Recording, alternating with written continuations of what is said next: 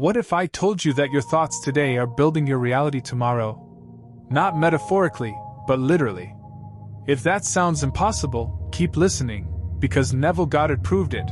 Neville Goddard's teachings are often misunderstood as abstract philosophy, but in truth, they are practical tools you can weave into every part of your day.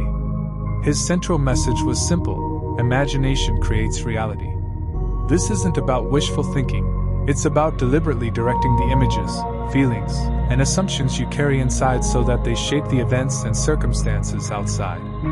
Most of us let our imagination run on autopilot, replaying fears, replaying doubts, and reinforcing the idea that we are stuck where we are. Neville's techniques flip that script. They give you a way to consciously select what you think, what you feel, and what you assume to be true, so that your outer world aligns with your inner decisions. The key is to understand that these techniques aren't just for quiet moments of meditation. They are for every single moment you live, because every moment you are imagining something, whether you realize it or not. One of Neville's most famous methods is living in the end. This means you stop thinking about what you want as something in the future, and instead, you think and feel from the point of already having it. Imagine you want a better job. Instead of saying, "I hope I get that job," or "One day I'll be working there," you close your eyes and imagine it's already yours. You feel the chair in your new office. You hear yourself answering the phone with your new title. You sense the pride and security that comes from this role. The trick here is to hold on to this feeling even after you open your eyes, carrying it into your daily actions.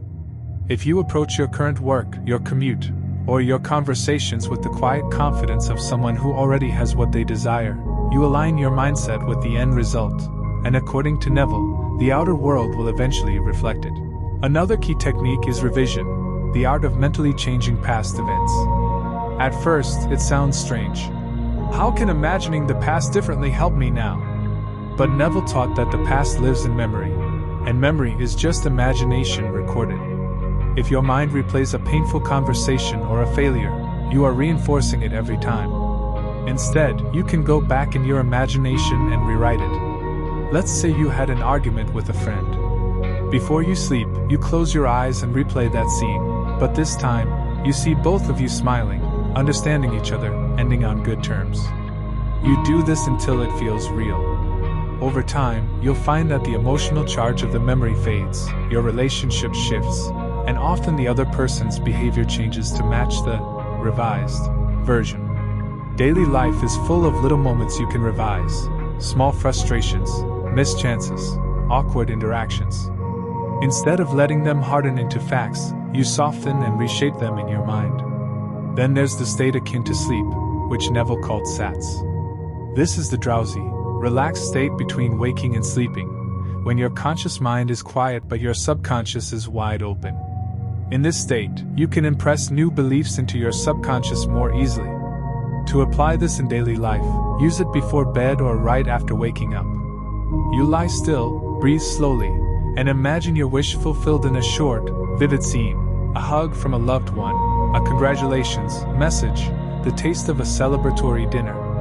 You loop this scene over and over until it feels solid. The goal isn't to force the image, but to let yourself sink into it until you naturally drift into sleep. Neville said that what you fall asleep thinking about has a direct path into your reality, so ending your day in the feeling of success is one of the most powerful habits you can develop. Neville also stressed the power of inner conversations. We all talk to ourselves throughout the day, silently commenting, worrying, rehearsing what we'll say to others. Most of us use these conversations to repeat old fears or complaints. To use Neville's method, you make those conversations match the reality you want.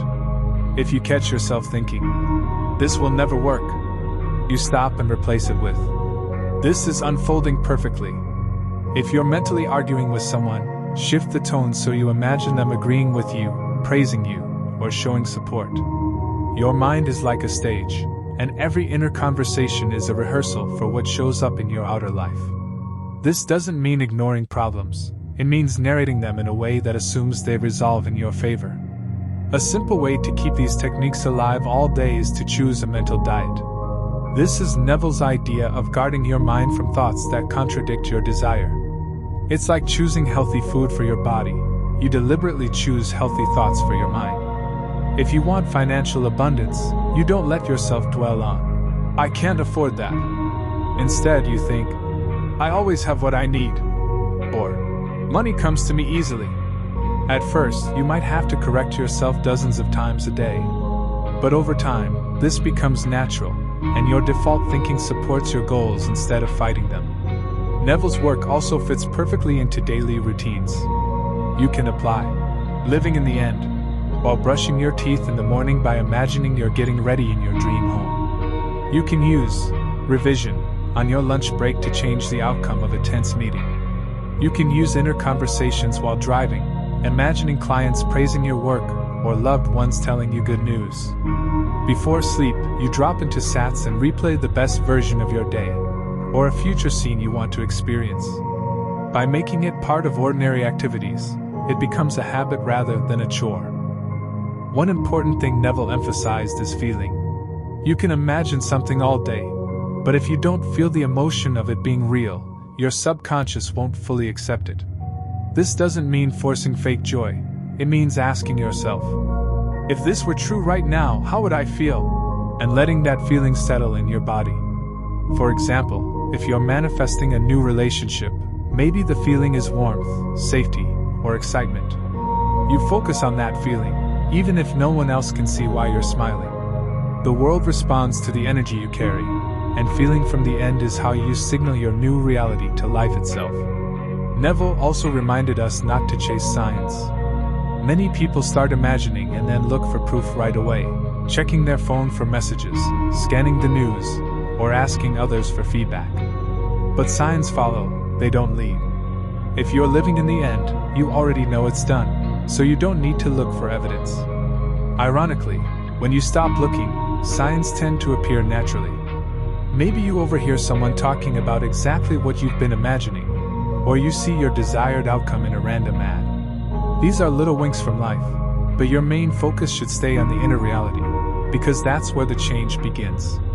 By applying Neville Goddard's techniques in small, consistent ways, you train your mind to assume the best, to see the outcome you want is already here, and to rewrite the stories that no longer serve you. You stop reacting to the outer world as if it's fixed, and instead, you treat it as flexible, because it is.